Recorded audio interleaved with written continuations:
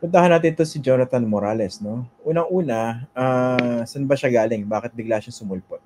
As far as you know. Well, hindi ko naman kilala yan eh. Actually, I did not attend the first hearing that was conducted by the Committee on Public Order because I was busy attending the other hearing. But nagkaroon ako ng interest dahil when I reviewed the tape, the proceedings, medyo talagang nagsisinungaling nga itong former PDEA agent Jonathan Morales. So nagkaroon ako ng interest na mag-attend nung pangalawang hearing ni Senator Bato. Paano niyo nasabi nagsisinungaling? Ano yung mga napansin niyo? Unang-una, he does not have any evidence to present. Wala siyang yung sinasabi niyang dokumento.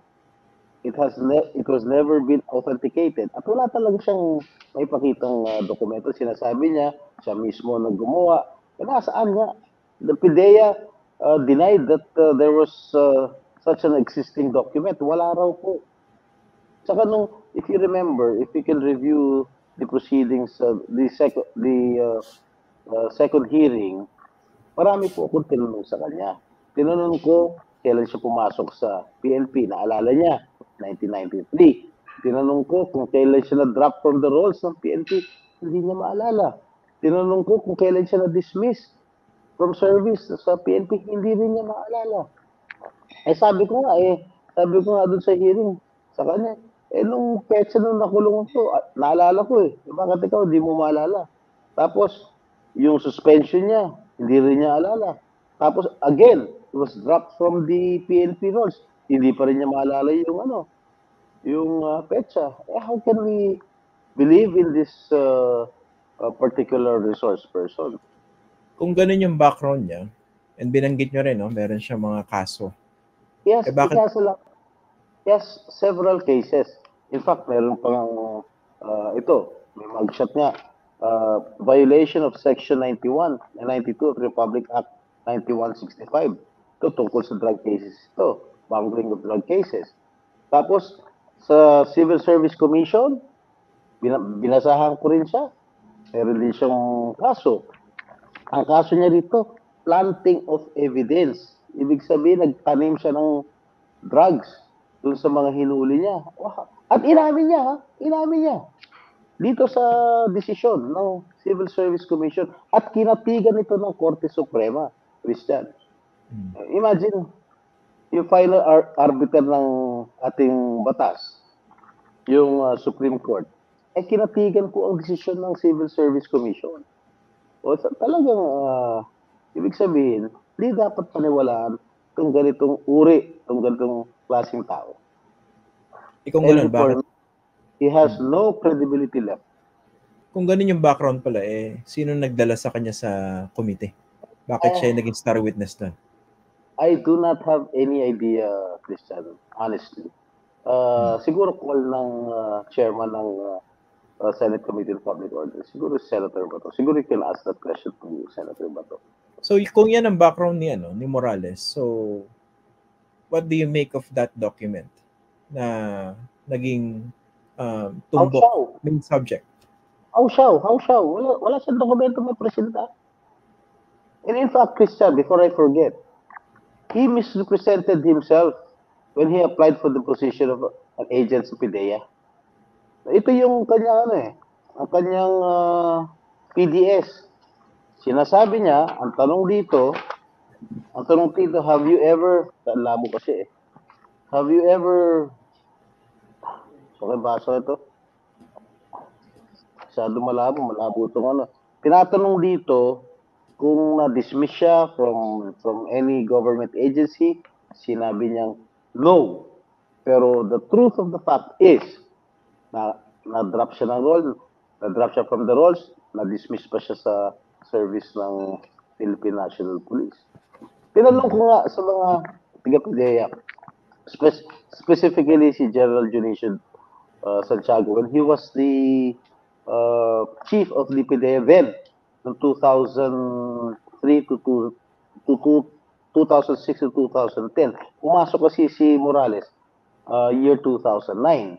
So, tinanong ko nga kay General Dionisio, kung meron ba kayong, hindi nyo ba binivet ang ini-screen itong mga ahenteng nag-apply sa inyo? Kasi, kung malalaman nyo,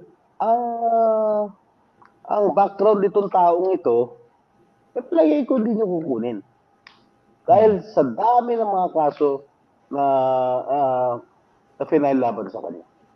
Okay. Connection niya ron, I understand, doon sa document in question, was that siya yung pumirma. Tama po ba? Yes, siya yung pumirma, according to him. Okay. Pero doon ba sa pagdinig nyo, na-produce ba yung mismong dokumento na yun? Wala. I already asked the government agencies concerned, especially the PIDEA. Tinanong ko if there is such a document that existed. Wala naman daw. No such document existed. At ang pinapakita niya kasi, sandali, Christian, kukunin ko lang to. Sige sir, go ahead. While waiting yung PDS, you were referring to personal data sheet, no? Tama ba? Yes. Okay. Kasi meron, ito. Meron dokumento, sinasabi niya, alleged leak documents. Okay? Pre-operation report. Walang nakapirma. Siguro binura ito. It is no fake to. Usually, ang sinasabi ng PIDEA rito, the subject pre-operation report and authority operate introduced in the public are purely fabricated. Hindi walang control number. Usually, ang PIDEA, yung form ng PIDEA, pag may pre-operation report, meron control number. Dito, sa particular na dokumento, wala pong walang pong control number to. That is why we can say that this piece of evidence, or if you may call it piece of evidence, this is purely fabricated. Okay. Pero I caught that part, no? Pero parang medyo sinalo siya ni Senator Bato eh. Parang tinanong niya daw yung PIDEA. Kung hindi naman isinubmit, di ba hindi kailangan ng control number? Parang pilit niyang pinasagot yung PIDEA dyan eh. Sinagot na ng mga tiga-PIDEA yan. Actually, dito sa report ng PIDEA, sinabi purely fabricated to. Walang ganitong klaseng report dahil nga walang control number. Yun ang sinagot ng PIDEA. Okay. Ibig sabihin, nag-hearing kayo, wala kayong hawak na hard evidence na supposedly basis sa PIDEA leaks? Supposedly, dapat yung whistleblower, ito si Jonathan Morales, as far as I'm concerned, dapat siya yung the burden of proof lies to him. No? Dapat siya magbigay ng ebidensya. Bakit hanggang ngayon? Nakatatlong hearing na kami. Wala pa rin siya pinapresenta ebidensya. Ano pinagbabasihan nyo? Yung picture na kumakalat ng social media po? Walang picture siya pinapakita. Not a single piece of evidence has been presented before the committee. Wait. Medyo weird to, no? So, ang pinagbabasihan nyo yung kumakalat ng social media na formally, hindi naman na-produce kung ano yung mismong dokumento. Kaya yata nag-umpisa nito dahil ang balita ko, yung isang vlogger, sikat na vlogger, doon yata nag-umpisa na mayroong pinakita mga video. Ang problema kasi, ang sabi niya ni Morales kasi tinanong siya ni Senator Bato bakit nauna pa ipalabas binigay yung video sa vlogger kaysa rito sa committee ito. At nag-apologize naman itong si Morales. At alam nga, kasalanan niya. Bakit nga magbibigay rin kay sa vlogger na yun. Diba? Okay. Ito, tumbukin na natin. Ano ba sa tingin niyo yung pinakatumbok nitong PIDEA hearing na to? Lalagyan ko na ng konting konteksto, Senator, before you answer. Kasi, sa akin mismo, may mga nagtatag niyan. Pinasabi, bakit hindi mo pag-usapan yung PIDEA leaks dyan sa programa mo? Parang pinapalabas nila na bine-baby ko si BBM. Which is very, very far from the truth, no? I mean, do you see this as part of a big propaganda campaign against the president? Anong nakikita niyong motibo rito?